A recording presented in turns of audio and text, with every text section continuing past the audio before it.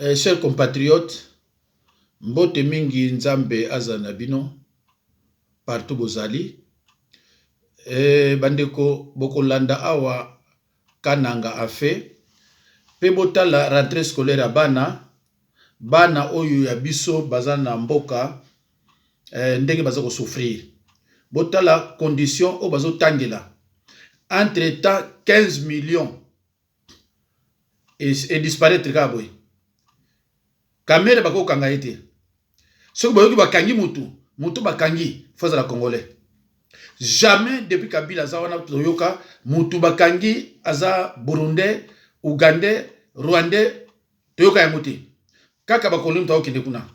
Mais na moment où 15 millions et bungi bayibi tala ba condition.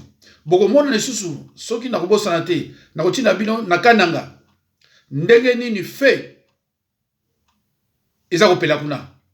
Bo votaki Chilombo. Bo votaki ete. Azuki bo konzina ki moyibi. Bo encourager ye boko mona yango. Yango na sengi na papa nani papa wa Mbote Louange na Saint-Étienne. Alanda vidéo malamu. Mama Mokili Jackie Mokili na Paris landa ngo malembe. Mama Charlotte na Luxembourg landa ngo bien botala.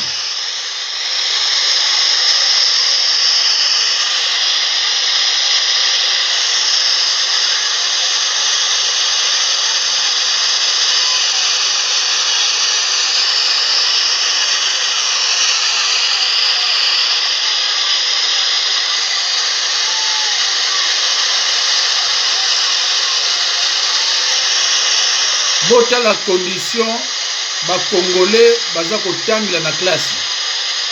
Na classe moko baza combien? Mais plus moko se bete makasi. Moye bana batange zake. Bande ko ngai. Tolo bate. Soki tolobi. Taliban invité bat baloba.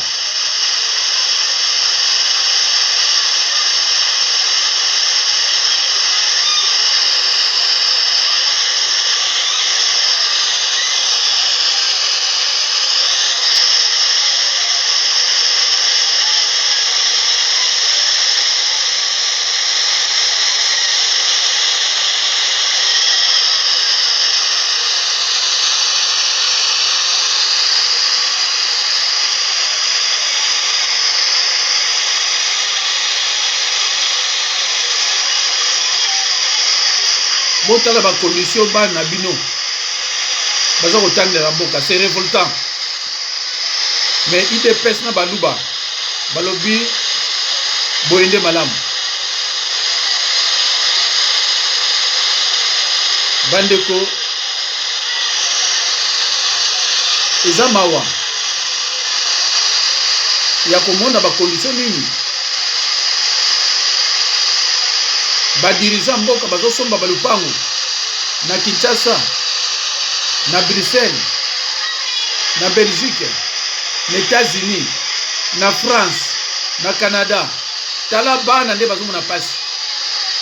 Chilombo azalaki soi-disant opposition ya kozala contre bamiyibi, kozala contre bato bazo maltraiter bato.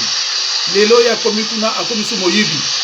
Bande kuna ngai toza na état de droit. Chilombo alobaki état de droit. Peut-être que c'est erreur boyebaki te état de droit ezanini. Alotika biso toloba. Surtout biso basali na Nzambe. To meka ko expliquer peuple. Bandeko bomoni condition nini bana Nzambe bana baza kolanda bacour na Kinshasa. Bokotala na ngaba rentrée ya ofele tango bana ba ike eza ofele bomona ndenge bango nyonso bakina kotonda na classe po batanga ndenge nini toyebi te. Botala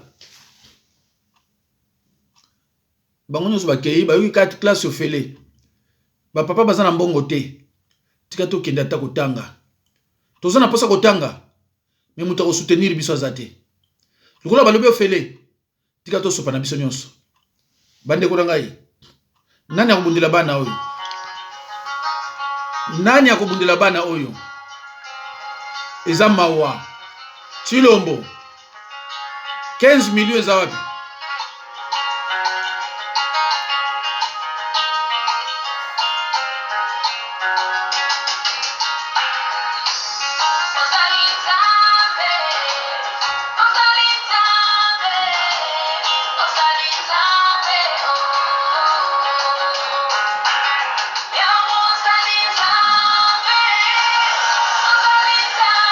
eza mawa bandeko na ngai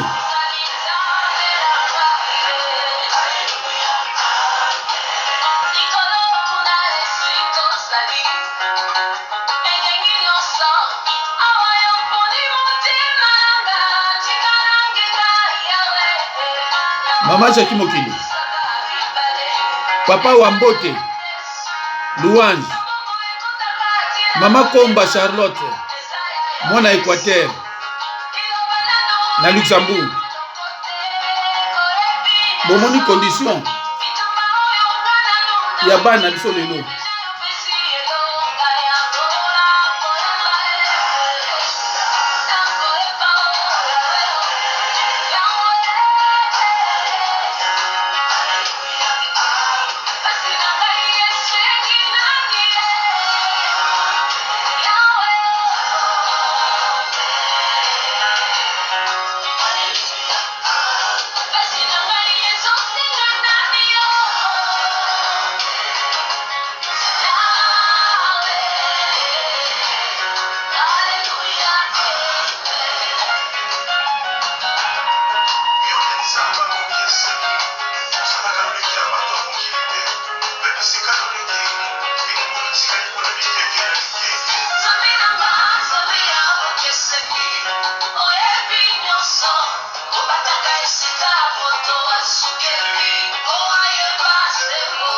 bandeko basoda baza na nzala mais bazoloba na bango botala makambo ezoleka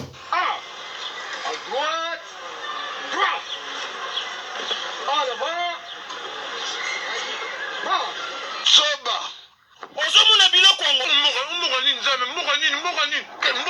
mboka nini bandeko tourner à gauche ou bien à droite, ça semble difficile parce que bazana nzala bande ko ngai.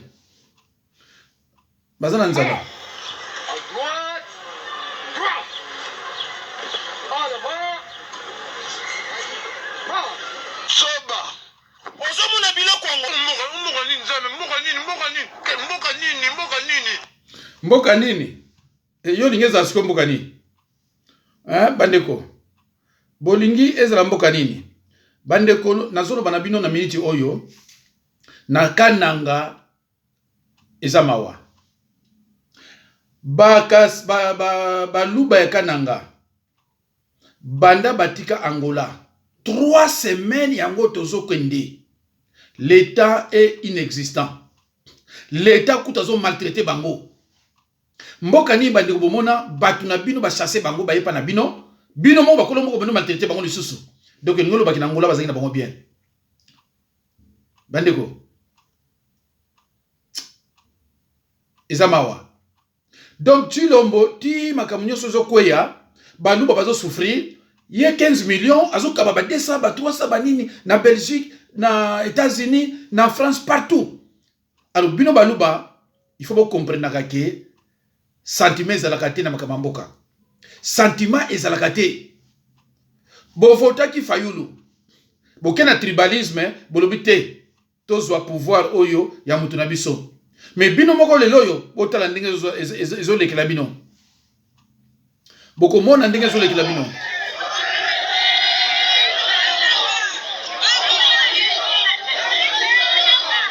C'est une vive tension qui a prévalu tôt ce matin au gouvernorat du Kassai central. Ces retournés d'Angola ont pris d'assaut l'esplanade du gouvernorat pour exiger non seulement leur prise en charge, mais aussi et surtout l'inhumation dans de bonnes conditions d'un des leurs qui a succombé hier au camp des réfugiés installés à Notre-Dame par manque de quoi se nourrir, comme le dit l'un d'eux. Bandeko, et Kati, mais beaucoup soit moi. Nous venons revendiquer notre droit. Depuis que nous sommes arrivés à Kananga, il y a 3 semaines, nous sommes abandonnés à notre triste sort. On passe nuit dehors, pas de nourriture. Voilà qui a conduit à cette mort. On sollicite l'implication du chef de l'État. Nos enfants n'étudient pas, on est dans l'insécurité. Malgré des gaz lacrymogènes utilisés par la police nationale congolaise pour le disperser,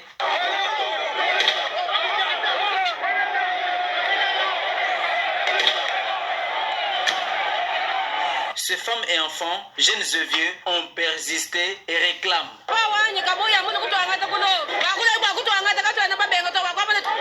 Martin Kabou est venu nous prendre à l'eau, on n'a pas refusé. On s'est dit qu'on rentre chez nous. Il nous a délaissés. On n'a ni eau potable, ni quoi se nourrir et pas de tangs. Nous lui avons apporté ses corps pour exiger notre droit. Et maintenant qu'on cherche à nous disperser avec des gaz lacrymogènes, on ne peut pas céder. Nos maris sont morts, ils nous cherchent un terrain avec peu de moyens pour se prendre en charge.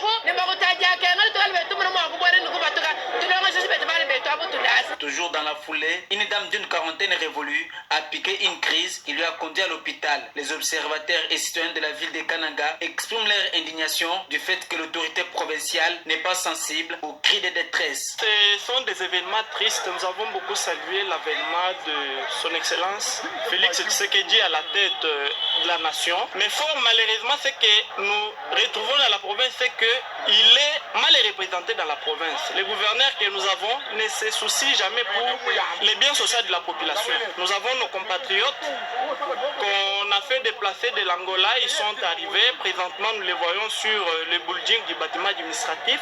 Ils ont fait passer à peu près 3 semaines dehors sans manger. C'est ainsi qu'aujourd'hui, nous les voyons devant les bâtiments administratifs en train de réclamer une assistance sociale. Nous avons trouvé que le gouvernement provincial nous a démontré ses limites. Alors que le premier groupe de retournés d'Angola est en difficulté sans précédent, un autre groupe est arrivé à Kananga ce matin et la situation risque de devenir plus catastrophique si le gouvernement central et le système des Nations Unies ne s'impliquent. Alors, biso ba pasteur na makambo boye na yo lingi nga na sepela. Na makambo boye yo olingi ngai na sepela. Ta unazomona bandeko na ngai ya Kananga. Ba uti na Angola. Ba zongi na mboka na bango. Chez eux, ils sont maltraités. Ba sale le côté. Ba zongi le gouvernement a supporté bango. Ba zui ba lacrymogène. Ba zomo ki la bango.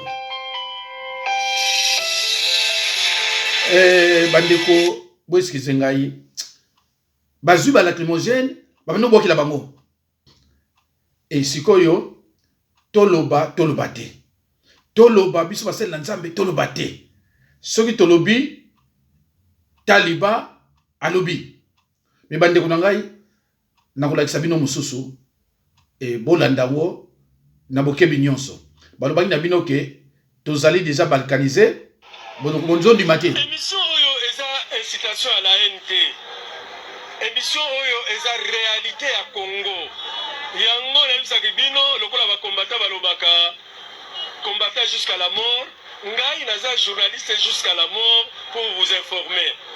Na Sud Kivu, na Minembwe, et comme village, ya bandeko na biso, tobenga bango banani, batusi congolais. Ça devient une réalité.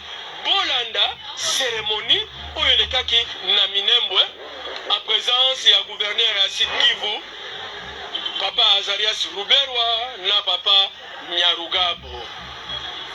Okomona pe na kati ya armée na biso na police na biso bandeko na biso ya Banyamulenge basa na kati bazo lata uniforme ya biso bana poto à vous de découvrir.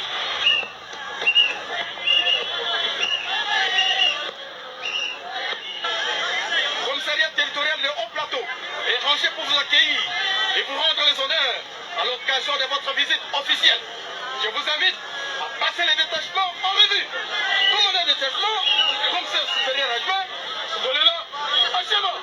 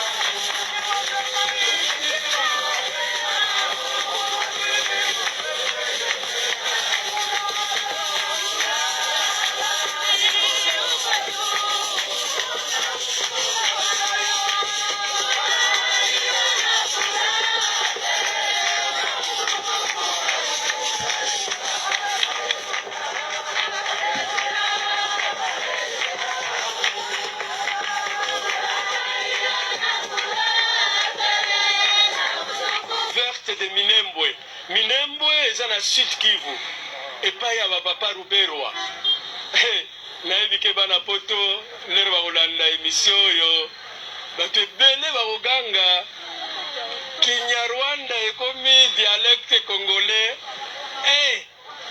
balobi Banyamulenge ngai nakoloba eloko moko te ngai moko nazalaki kuna grand frère ya papa Ruberwa akomi chef coutumier na Minembwe bolanda ye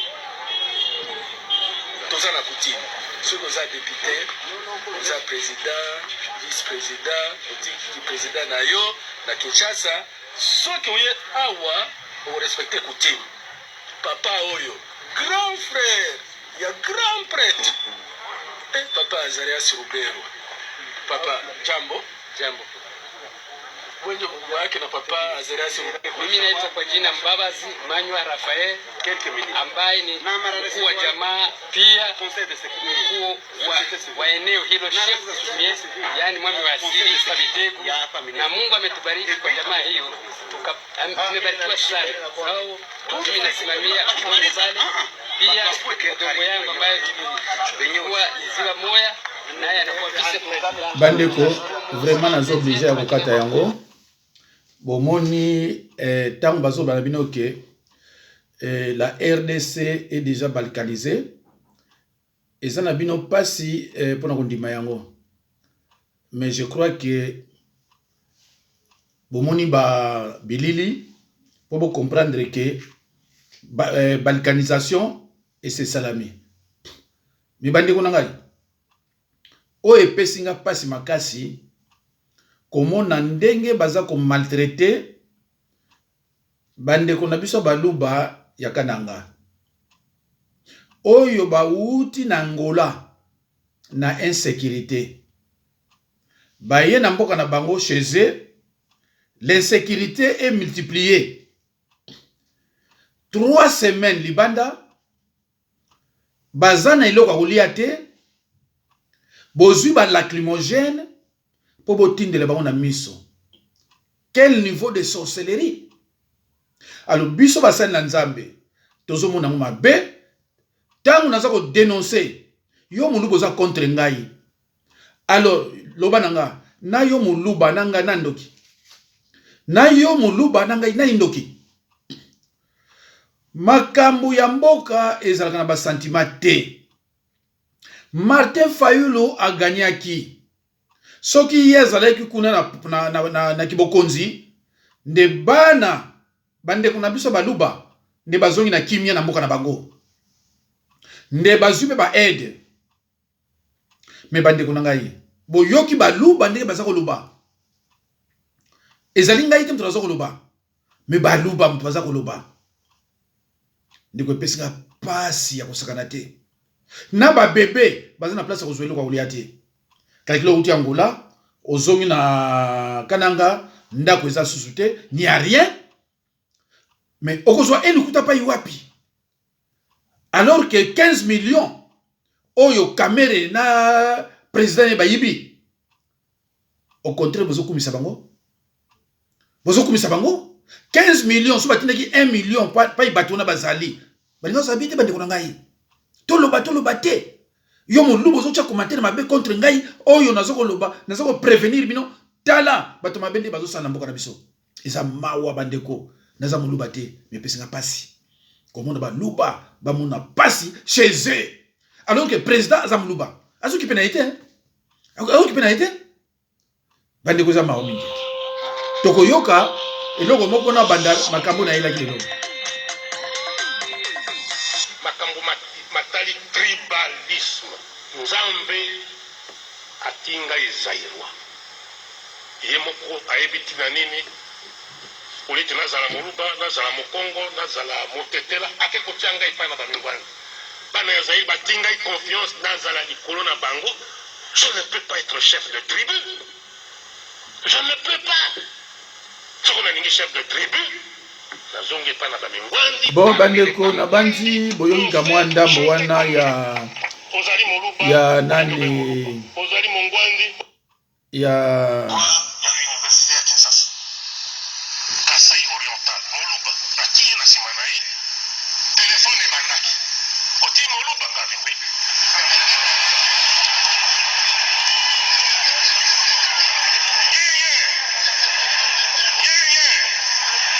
nalobaki bombambo bamabe obe nazongi na ndako telefone oyebi te ye doyen ya faculté ya droit na abe oyo azalaka na campus oyo azali omoni ekombo na esoko mbika esoko nani bazalaka bato ya UDPS nalobikel UDPS ça n'existe pas chez moi abibe okondima nga abime soko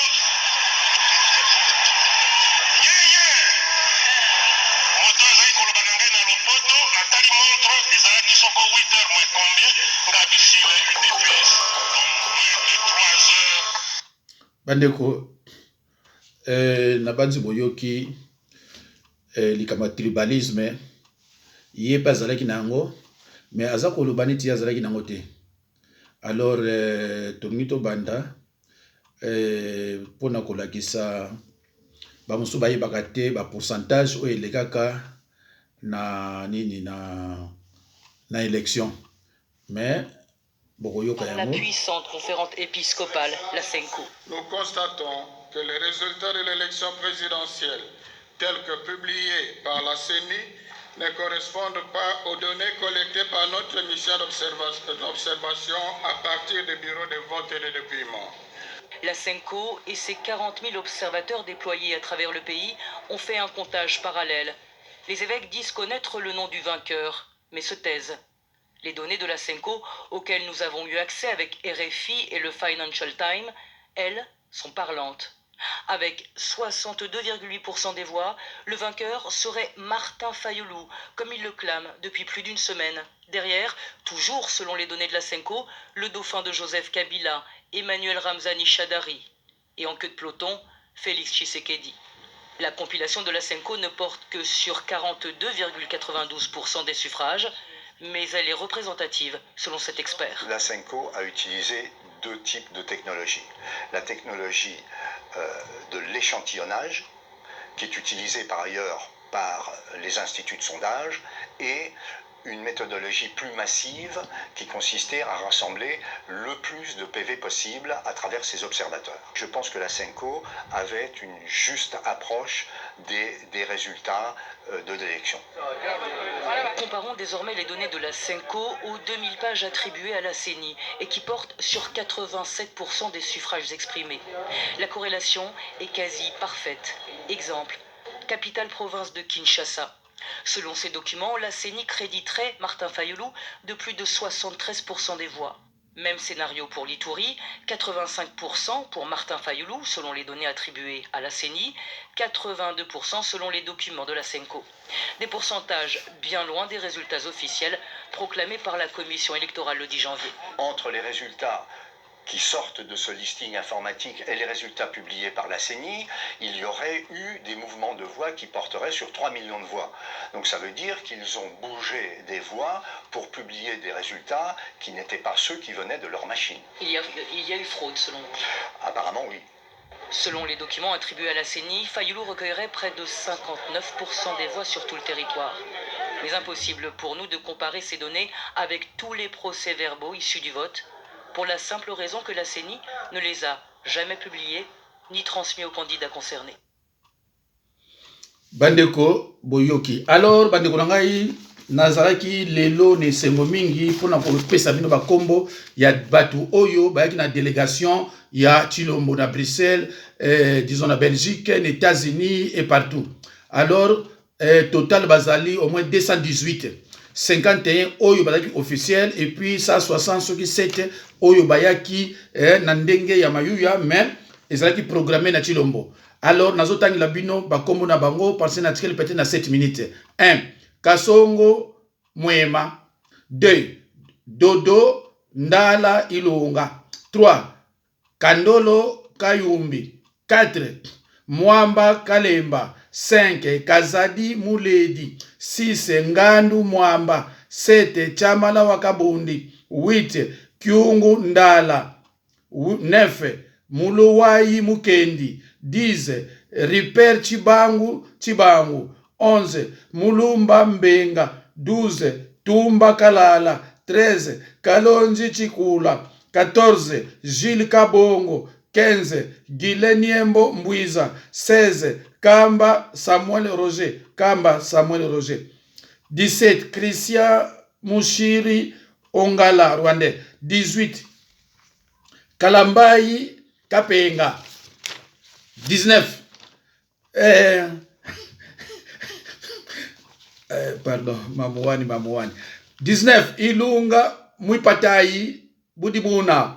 20 Félix Kabala Chimanga. 21 Kabuya Tumba. 22 Kalala Badibanga. 23 Kabengele Medi. 24 John Niakeru Kalunga Rwandais. 25 Mubwaya Kasongo. 26 Kasongo Mbuyi. 27 Kazadi Kalala. 28 Kalala Ilunga. 29 Chimanga Kabeya. 30 Mwamba Kandolo. 31 Kalambai Chilombo. 22 Kapenga Mwamba. 33 Kabongo Chimanga. 34 Chilombo Kabeya. 35 Kazadi Kabengele. Bandeko bolimbisa na lembi. Na lembi ko tanga ba kombo oyo nazomona ngo vraiment que eza même na sensité. Hein? Ah. Oyo nazolo ba compagnie Chilombo na Belgique. Na mutu moko azaki na 50,000 ya frais de mission. Mutu moko 50,000. Bon multiplier par 218 ezopesa combien? Et nakananga bomoni batuli ba souffrir. Bomoni ba na classe ndenge bazo kota na classe moko baza combien pour ba yo fele pour baza na bongote. Bomoni na classe musu ndenge plouer za ko bete zo kota kuna na gouvernement ezo banele ko mokote. Ah, vraiment une république des démons congolais. Donc Chilombo azali président de la république des démons congolais. 36 Chambuyi Muboyayi. 37 Chimanga Mbuyi. 38 Kalala Kabongo. 39 Kayumbi Kazadi. 40 Kalambai Ndala. 41 Kasongo Tumba. 42 Chamala Wachamara. 43 Mubwayayi Niembo. Bandeko. 47 Chilombo Mukendi. 45 Chisekedi Ilunga. 46 Kabeya Chisekedi. 47 Poyo Kabeya. 48 Chimanga Poyo. Bandeko. Nacha Tanzembo po.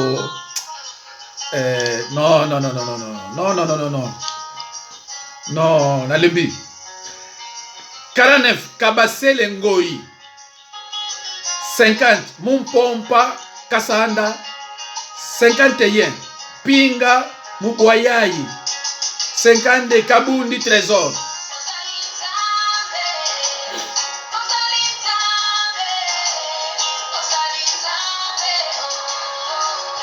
53 Kabundi Joël.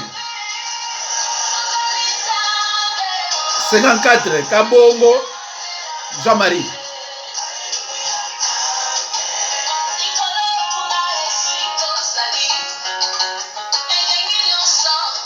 55 Ilunga Mutombo.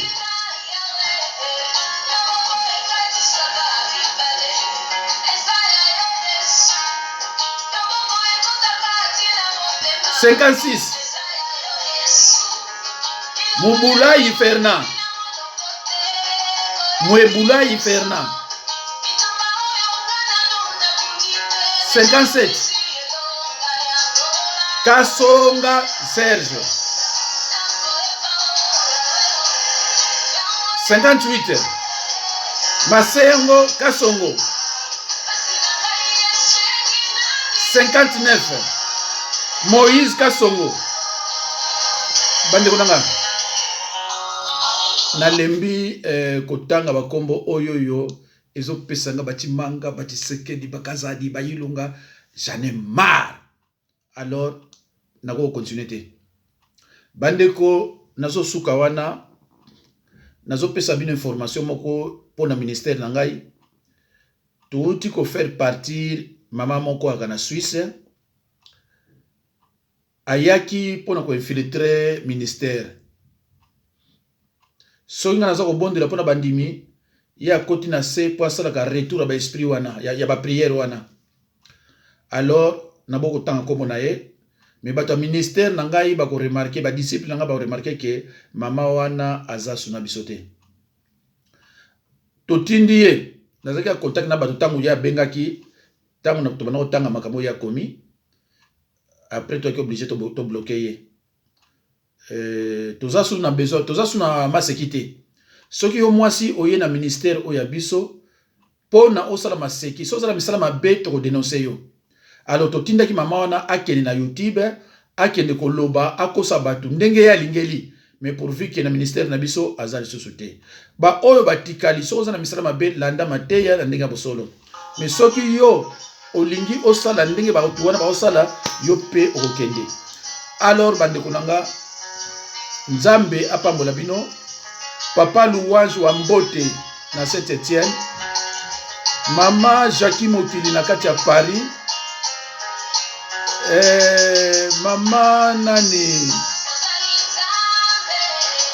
Komba Charlotte na Luxembourg mwana Mungala nzambe apambola yo mama Mungala mama ya Mungala nzambe apambola yo alo bande kunanga à la prochaine